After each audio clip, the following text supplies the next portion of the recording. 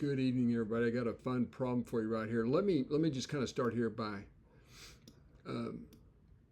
writing down congruence relationships. We're looking for, we call it a remainder, but technically it wouldn't necessarily be a dictionary definition remainder. But notice that there's 17 elements in this set from 48 to 64. 64 minus 48 is 16, but you always add 1. There's always one more, right? From 1 to 2 is 2 numbers. 2 minus 1 is 1, right? Notice that 48 is congruent to negative 3 mod 17, meaning they're 51 apart, which is a multiple of 17. So these are consecutive in a certain sense. This would be congruent to 2. This would be congruent to negative 1. And then 51, which isn't present, is actually, or not visible at least, is congruent to 0, right? And congruent to 0 just means that 51 is a multiple of 17. 17 is congruent to 0 mod 17. And it ends at 13, okay? So you can see there's 17 elements. Y'all, this is called a complete residue system, but it's not a so-called reduced residue system. But anyway, we're just looking for an element in this set that satisfies this congruence. And we'll just go ahead and find R like in a reduced set, and then we'll do multiples of 17. We'll add multiples of 17 to it. Or you could just look back up here and figure it out also, okay? So let's go, let's move along. Now, a super helpful result here is to find out what the order of 2 is. And the order of 2 in this particular case is just that the smallest integer that's congruent to 1. And you can see anything that's equal to 1 mod 17 is going to simplify things. Now notice right here, this is certainly true. 16 minus negative 1 is divisible by 17 because it's equal to 17, right? But you see, when you square, this piece right here is just 2 to the 4th. Again, I've said this hundreds of times. Congruence is very much like equality. Okay, and it takes a while to learn that and trust it, okay? But that's congruent to negative 1 squared. So you see, where did I get this? Well, it's from right over to the left of us here. Again, 2 to the 4th is 16 is congruent to negative 1, so I just squared this, and I squared this, right? And we get 2 to the 8th, just like that, is congruent to 1. Now notice, we didn't do any big computations here. Now, if you had wanted to do it kind of the hard way, you'd just keep going out, and then you would get that 2 to the 8 is 256. Minus 1 is 255, and 17 does divide 255. It's equal, 17 times 15 is 255. But that's kind of the clumsy way of doing it. See, we didn't do any big calculations, and we already have this nice little fact that 2 to the 8th is congruent to 1 mod 17. Also, I'm avoiding a calculation. Anybody that's been in a stats class probably has memorized what 7 factorial is, but I'm trying to look at it in a way where you don't even need to know what it is, okay? Now, notice right here that in the definition of factorial, we have the 2 and the 4, which gives us this 8. And again, that's connected to this 8 right here, if you give it some thought. Okay, then you have 3 times 5 times 6 times 7 left over.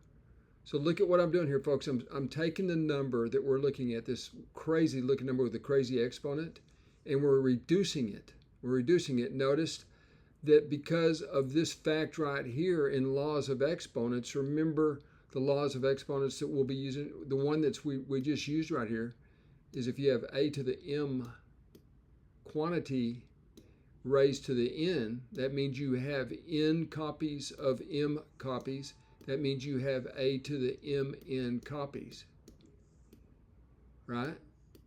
That's a simple fact for integers. It's not as obvious for rational numbers, I don't think. But anyway, that's just simple there, okay? N of m things is mn things, right? Or n copies of m things is mn things, all right? Now, right here, that's exactly what I did right here. Notice we never had to know that 3 times 5 times 6 times 7 is equal to whatever it's equal to, right? Because remember, this is just equal to 1, literally, and I'll put congruent if it makes you happier, you know? See, and then right here, a similar thing for the 26. 2 to the 8 times, that's 24, and then the 2 gives us the 26. You see right here, right? So you see this part is congruent to 1. And I should be putting, this is mod 17, and I'll go ahead and write it down on the next line. Okay, So what we get right here is our number is congruent to 11. And isn't this cool? All of this just craps out to 1 right here, right? And that's nice, you know. And so then you have times 2 squared, which is 4, right? See how all of this just collapses into 1 we never had to do a big computation. That's really neat, I think. All right. Now, so, but this is equal to 44, right? And isn't that congruent to 10 mod 17? Okay, mod 17. Okay, so that would be our remainder.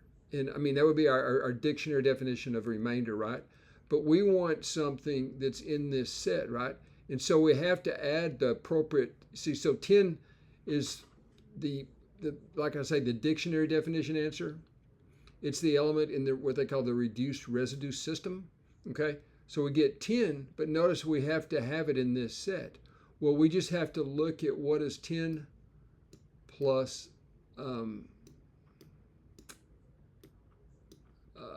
17k. You know, and what is k? K is the number that will make, the integer that will make it land in this set, right? Well, that k would be 3, right? This k has to equal to 3. Because if k is equal to 3, you get 51, and 10 equals to 61. And y'all, if you take a look at what we did right here, look here. This is 13, right? Mod 17. And if you back up to here, you get your 10. All right, isn't that cool? Which would, if you back up to, 3 positions, you get 61. We did it this way, okay? But so anyway, the R that we're looking for is 61. Okay. All right, folks. Again, I love this problem a lot because you didn't have to know what 7 factorial was. Even if you did, it was 5,040. You have to add it to this. And then you have to do some grubby arithmetic with a large 4-digit number, right? So we never, ever did a hard computation. I hope I'm not belaboring the point too much, but you see how we got to 2 to the 8th congruent to 1 without having to do any heavy lifting at all? We just had to know that 16 is congruent to -1, then square both sides. And the same with 7 factorial. 7 factorial, because of this truth in laws of exponents, you can write it, you can write this as 2 to the 8th raised to that power, okay? You just replace 7 factorial. You replace this 7 factorial with this part right here, okay? Because of the 8 there, okay? And the fact that it appeared up here as an exponent, okay? So very, very cool stuff in my opinion. So if I were to ask what was the remainder when you divide this number by 17, your answer would be 10. But I asked something a little more general right here. And so 10 plus 3 times 17 is 10 plus 51, which is 61, which is the answer we're looking for. And this part right here is just arbitrary. You could pick any complete residue system and say pick a number in that complete system. Not the least residue, but I think it's complete. They call it number 3 course. Anyway, 61 is the final answer, folks. Thanks for viewing.